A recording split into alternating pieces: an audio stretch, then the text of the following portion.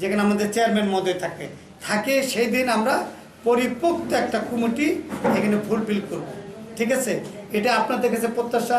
আর আজকে এই যে আপনারা যেটা করছেন, এটা কেন্দ্রীয় কমিটির পক্ষ থেকে, আমার ব্যক্তিগত পক্ষ থেকে আপনাদের ধন্যবাদ।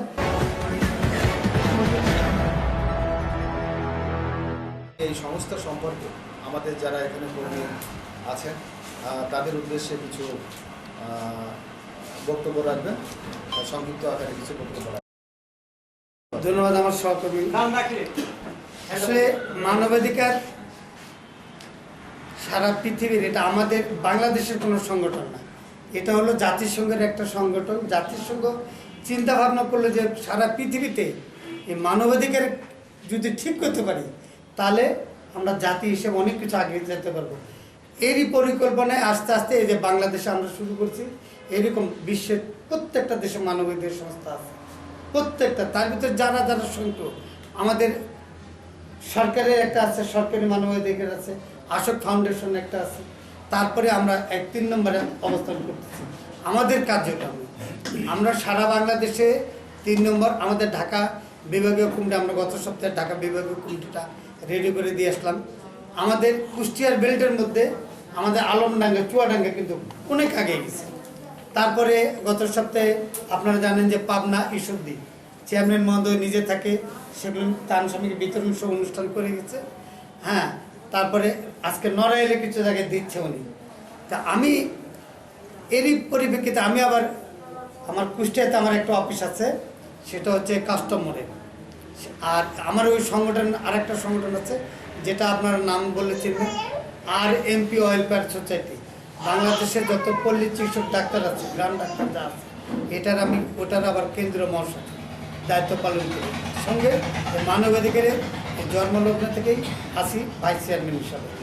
আমি আর আপনাদের চেয়ারম্যান মহোদয় আমরা যৌথভাবে সারা বাংলাদেশটা মোটামুটি একটা কন্ট্রোলিং আমাদের হয়ে গেছে। এখন আমরা আপনাদের নিয়ে সামনে অগ্রসর হচ্ছি। ঈদের পরে আমরা একটা জাতীয় সম্মেলন করব। এই সম্মেলন করার পরে আমরা ফুলফিল মাঠে ইনশাল্লাহ প্রত্যেকটা জেলা উপজেলা আমাদের কমিটিগুলো হচ্ছে আপনাদের কাজে নিয়ে নামবো। আর ভালো কাজ করতে গেলে প্রতিবন্ধক থাকবেই, প্রশাসনে থাকবে, বিভিন্ন জায়গাতে আমাদের ভিতর দলাদলি থাকবে। আর সংগঠন করতে গেলে কেউ পদ নিয়ে টানা হিসরা করলে হবে না। আর দলমত নির্বিশেষে যাদের মন এক, ওই ছোট জিনিস নিয়ে কেউ চিন্তা ভাবনা করলে হবে না। সবার মন উদারতা দেখায় সামনে আগে আসতে হবে, তাহলে আমরা ভালো কিছু করতে পারবো। আর যেখানে শৃঙ্খলা থাকবে সেখানেই আমরা মানবাধিকার কর্মী হয়ে যদি আমরা নিজেদের ভিতরে দলাদলি করি, কেউ কাউকে দেখতে না পারি, সেক্রেটারি সভাপতি দেখতে পারে না, সভাপতি সেক্রেটারি দেখতে পারে না, এই ধরনের দলাদলি চলবে না। দলাদলি না করে সবাই এক হই, সামনে আমরা চিন্তা ভাবনা করি, সামনে আরও যেভাবে আগানো যায়। আপনাদের যে কোনো প্রয়োজনে যে কোনো সময় আমরা আপনাদের পাশে আছি। আমার প্রত্যেকটা কর্মী মানে আমি, আমার চেয়ারম্যান মহোদয়, আমরা চাই যে আমার একটা কর্মী মানে আমার একটা হাত। আর সেই চিন্তা ভাবনা করি আমরা সারা বাংলাদেশে সক্রিয়ভাবে কাজ করতেছি।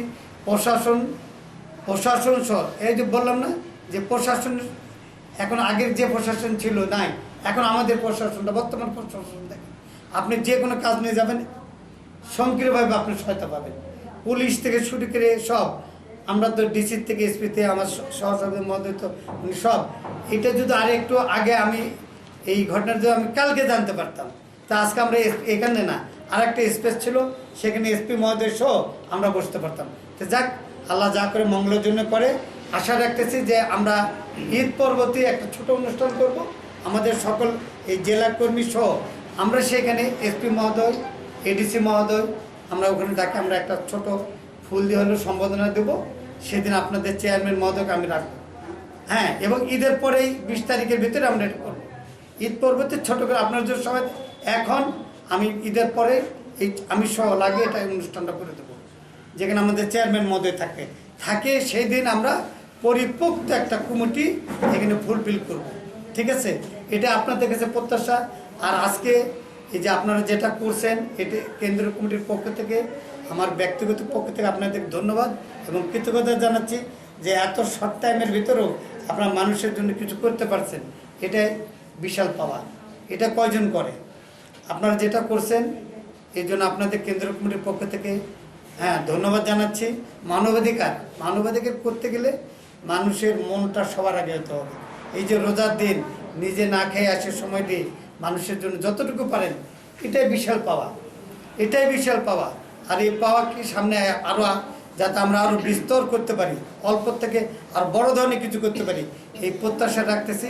প্রত্যাশা রেখে সবাইকে ধন্যবাদ দিয়ে শেষ করতেছি। আসসালামু আলাইকুম।